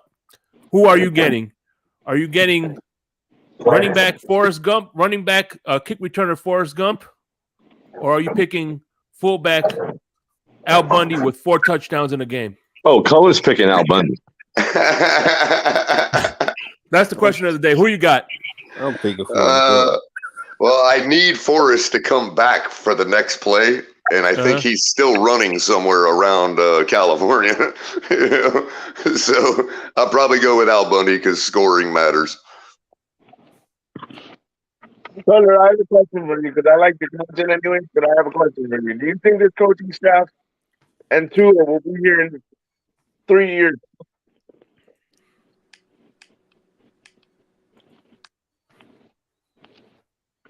What was the tail end of that question? It kind of dropped off. The coaching staff will be here in 2 years. Coaching staff will be here in 3 years. Man, it really depends on what happens this year, but I want to say yes, and at the very least, I'd like that to be the case. I mean, I've made it clear that maybe it's been a little hyperbolic, but and obviously I'm not really in favor of actually doing it, but I think I was calling for a 10-year contract simply because I'm tired of the revolving door. Yes, that's but this is coming from the Dolphins, man. I don't think here's the answer. I mean, I tend to agree. I mean, I'm a little. Look, it turns out that Mike McDaniel is just as fallible as every other young startup head coach. I didn't want that, so I'm not pleased about it. But the toothpaste is out of the tube now. You know what I mean? And I agree. Hopefully he becomes what everybody projected him to be, and we don't have to worry about a coach for the next 10 years. That'd be really ideal. Amicus, same question to you. Because I think McDaniel's not going to be here because of Tua, not because he can't coach, but because of Tua. Amicus, same question to you. You think your coaching staff is going to be 3 years from now? 3 years from now? Yeah. Yeah, if we win the Super Bowl this year, yes. If not, Dorsey and McDermott's gone. So, because you're basically saying they're going to blow up the team. No, just the coaching staff. All right, let's say that does happen. Who? Let's say, all right, because I like Sean McDermott. I hate to admit that, but anyway, I like Sean McDermott. But if, let's say, for instance, he does get fired, who would be your ideal dream coach? What offensive-minded coach out there is on the market? I'll take any of them. How about and you can't raise Marv Levy from the dead. All right, all right. You have all right. Here's a good one. You have 3 options. What would you prefer? Would you prefer the retread, the hot coordinator, or the hot college coach? If you had to pick one, what do you think will be more advantageous to you guys? I don't know. I think I'd rather have somebody proven. Bro, I'll take Bieniemy. Like, he's having a hard time getting a coaching job. Send him to Buffalo. I mean, the guy has been under the tree of Reed for how long now? Yeah, we could use that. Let's scheme some shit up. Oh, yeah, especially if he does well with the Commanders this year. He's definitely going to be a candidate. Yeah. But the thing about it is, that may be what the holdup is. Maybe he just needed to get away from Reed because, if he's continued to be tied to Reed and we were just saying the things we were saying about Reed, then some owners might not trust that he can be anything away from Reed. So did I just hear that he's with the Commanders now? Did they hire him as an OC or something? Yeah, he's Commanders. Right. So he's gonna have a year under his belt now away from Andy Reid. And if the Commanders have halfway a successful offense, that should be like, okay, see, I did this without Andy Reid. So now I can bring, the all the stuff that I have learned from Reed over the years to another place. Mm-hmm.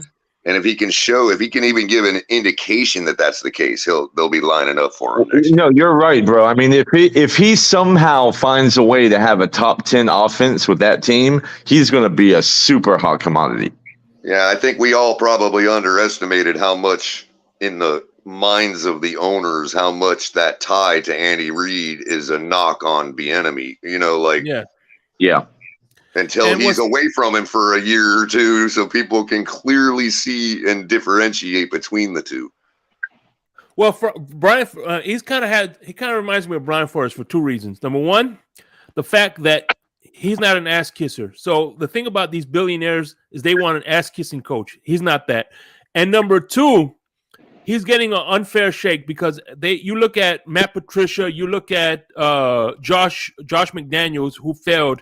So he's going to be lumped in there with Brian Flores is going to be lumped there with them, just like Bieniemy is going to be lumped there with Matt Nagy and the other assistants that failed as head coaches as well. So he's going to be unfairly lumped in with those guys because the other coaching trees didn't pan out like they should have. Jay, I have a question for Cutler. Cutler? You there? Yes, sir. Cutler, let's say 3 years from now, would you fire Chris Greer and let McDaniel decide and pick his let McDaniel get power and pick his players? I'm not sure if Ross is built that way. It's partly why Flores is gone, I think. But I think Mike McDaniel has the chance to prove to Ross that, like any coach has the chance to show Ross that they're that kind of coach. I'm not so sure McDaniel has shown us that yet, Because the thing is, I would fire Greer and keep McDaniels if he's doing a good job. But like I told Chris yesterday, I'm afraid Greer doesn't want to admit he messed up on the O-line. Yeah, exactly. So that's why I was saying it depends on why we're doing good. If it's clear that it's Mike McDaniel's winning in spite of what Greer's providing him, then yeah. But I'm not so sure that I've always maintained the position that Greer's not going to be fired per se. That if he is removed as our GM, it's going to be by way of promotion to a less impactful position, like maybe some bureaucratic position in the organization higher up. Okay, because what I was trying to say yesterday was, if they fired McDaniel and Greer, I want somebody to come in and become a GM and a coach at the same time. All right, hey, Color, 2 things real quick. Number 1, Color, tonight I'm going to be, of course, live on the Finn's Tailgate Network. where the Finn tailgate that never stops. What I'm going to be doing tonight, I'm going to be going over the top 10 quarterbacks. You know how one thing about superheroes, every superhero has a weakness. So in my opinion, I'm going to go over the top 10 quarterbacks and list one deficiency from each quarterback. Cool. I like that.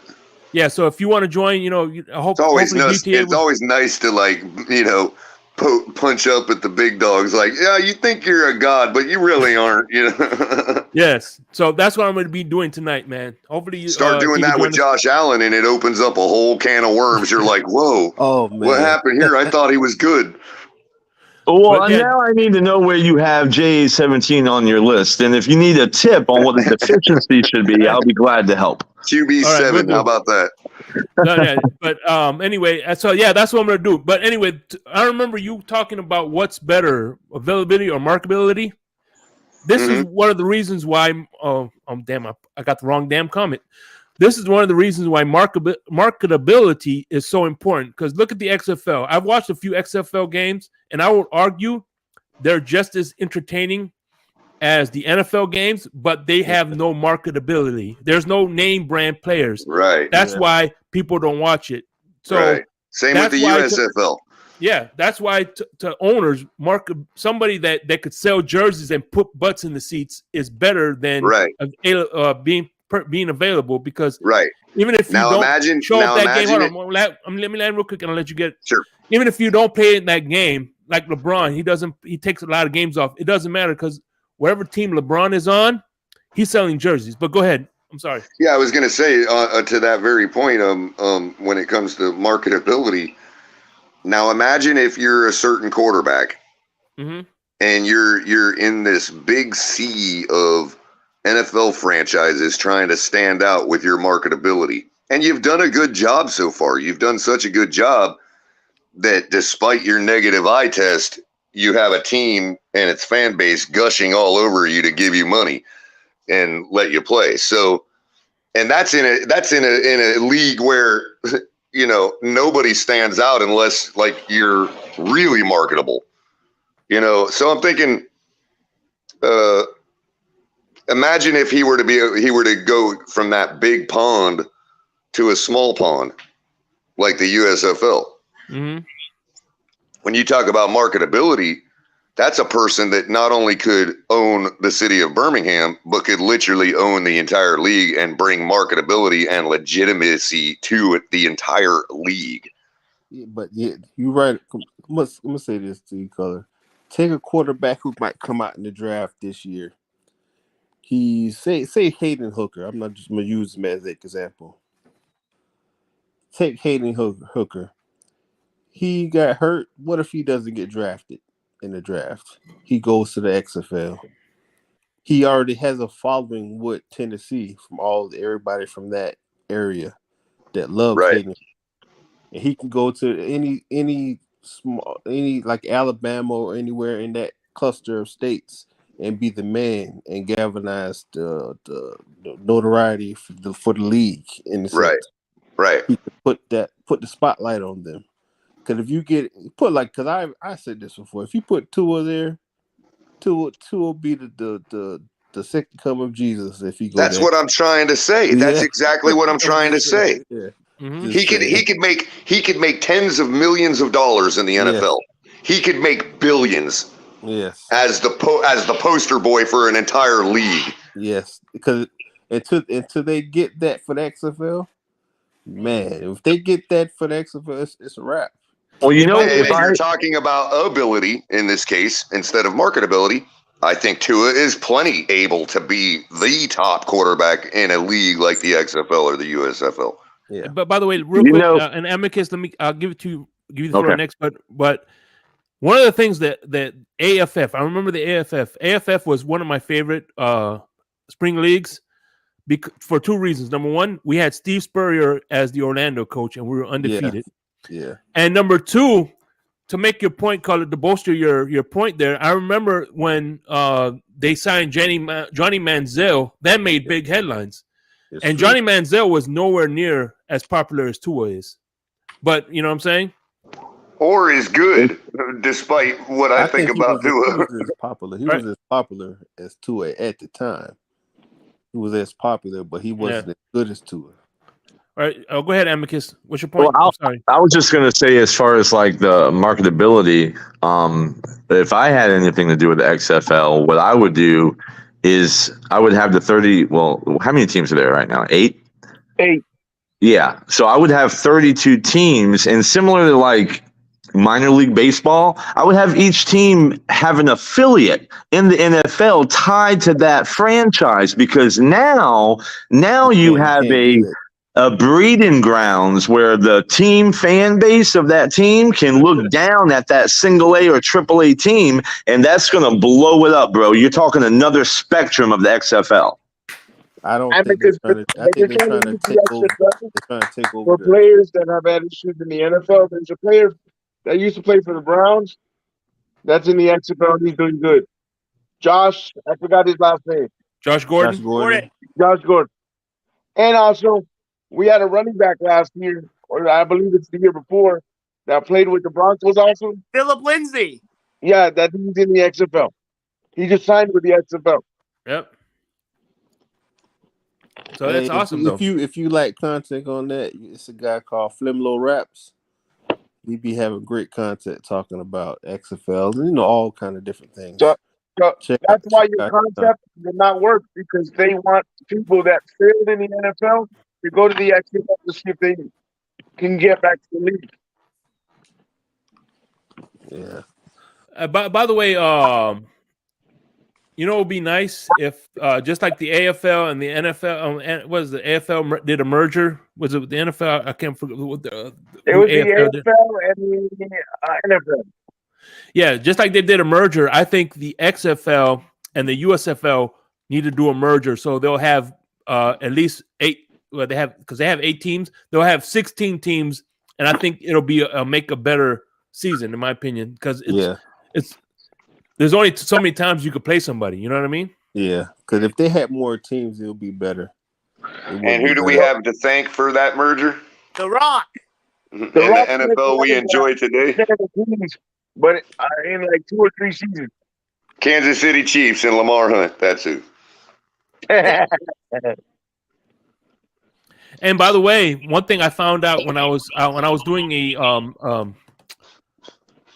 a study because I do highlights when I'm in the blender of certain things. I was looking up Joe Robbie Stadium, and I found out that when the NFL first came out, they wanted to do an expansion team. They wanted that expansion team to be Atlanta, and Joe Robbie fought them tooth and nail to make it Miami. So we could have been the Atlanta Dolphins.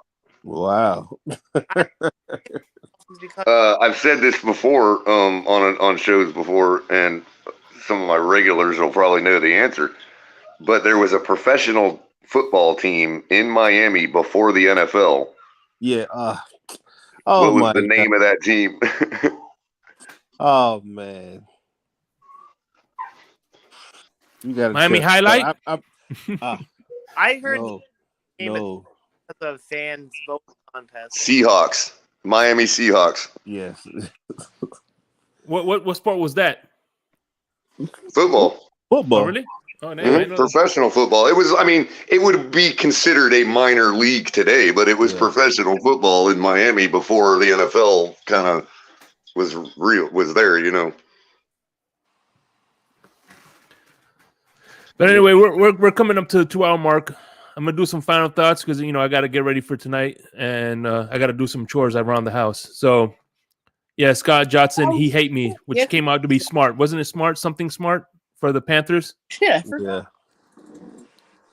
Ron Smart or Ron Smart. All right, let's. All right, Carlos, final thoughts. Yeah, I love the content, guys. Tyler and Chip, keep it going, brother. Go Gators, baby. Amicus, final thoughts, my brother. Actually, I had a question for you, Shake. I was curious. Your mic, is that an XLR mic? No, this is the great value version. It's the Fine mic. It's only $50. But what he meant was the connection on it.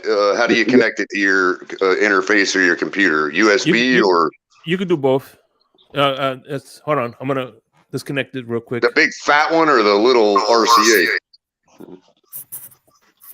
Oh, okay. Yeah, so that's not XLR dynamic, but it looks sweet though. Yeah, I like it.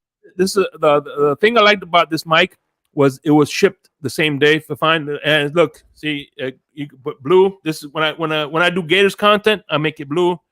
I also have some wine content that I'm gonna be doing pretty soon, and I'm gonna put it red when I'm doing my wine content. So it depends on the content, of course. This beautiful aqua when I'm doing the Dolphins color content. So is that Fifine's version of HyperX's mic? Correct. Oh, okay. Do you mind? Do you mind like saying what the name of it is? So Fine. Oh, Define. Yeah, for fine. Yeah, it's all right, cool, man. FFINE is the brand. Gotcha, They make bro. decent stuff. They're affordable, yet still fairly decent quality. Yeah. You know what I mean? This particular mic was only $50. Yeah, I mean, I have to have XLR, but no, man, appreciate it, man. Thanks for having me on. Yeah, love sure. y'all guys. Y'all take it easy. Have a blessed day. Yeah, see you tonight. Hopefully, if you do. Yeah, man. Come by. You know it. My man Q. Final thoughts, please. You guys have a blessed night, a blessed day. Mm-hmm. I'm about to do some. I got young children, so you know. Yeah, I feel you. happy Easter, man. And you know what, man, Quinte, you know, you're always welcome on this platform, bro, and the Fins tailgate as well. I got a lot of love for you, Shake, man. Same here, brother. And the guy who Amicus, mm-hmm. The Bills still one of the greatest football teams of the 90s, so I'm gonna give you respect. That's what's up, brother. All right, man. Be safe, my brother. Yeah. Color commentary. Was that the other Q? Was that the other Q? I couldn't see. I haven't been able to see everybody's name. Oh, okay. I thought he sounded familiar. Mm-hmm. He just changed to Quinte or Quinte. Mm-hmm. Yeah, what happened was back in the day. I'm gonna share a little story. Back in the day, I was doing a podcast with Great One DeVore. It was called Not for Debate Podcast. By the way, what's funny is that's where I started playing with my name, Shake. And I did I did an episode. I'll text it to you if you want me to. Where I actually on air cooked hot dogs and cheese grits, and I changed my name to Shake Boy RD. That was when I was kind of. That's where Shake Hefner came about. I had some other... Shake Boy RD. Yeah, and live on camera, live on air. It's called Not for Debate. So if you want to see it, it's all one word, Not for Debate. It was hilarious. I did the. And what's funny is there was a guy named Havoc who was an actual certified chef on there, and he was like, "Damn it, I can't believe you did a cooking show before I did." So, yeah. So anyway, what are your final thoughts, my brother Color? Not much. It's pretty bright, sunny Saturday. Iguanas are running everywhere, and tree chickens. The Egyptian geese are attacking everybody. No, but I mean, I don't really have much to say other than thanks for drumming up some content on a Saturday afternoon. Yeah, no problem, nice man. To be able to wake up and talk Dolphins. Hell yeah, and this is gonna be a regular occurrence. So stop by whenever you want to. And one more thing, since I'm live on somebody's show. Mm-hmm. Bring Lamar home. I'll take it easy, guys. Thank you, brother. And my brother from the Fury fam, my Fury fan brother, you and Larry K. What are your final thoughts? Final thoughts, man. Just can't wait for the draft, bro. This is a time. Summer now coming around. It's gonna be dead period now. That's all I got, man. I mean, just hopefully this workout with Tua's and this jiu-jitsu goes well and all that swell good stuff. Hopefully the receivers and Tua get it all together. And hopefully we make some moves in the draft maybe. Does Lamar come? I doubt it, but hey, we'll see what happens. I'm all in. If it's Tua, it's Tua. If it's Lamar, it's Lamar. But hey, doesn't matter. Yeah. Let's go win a Super Bowl. Let's get that Lombardi. Hell yeah. And my final thoughts are Morning, Your Majesty. It is another beautiful day in Zamunda.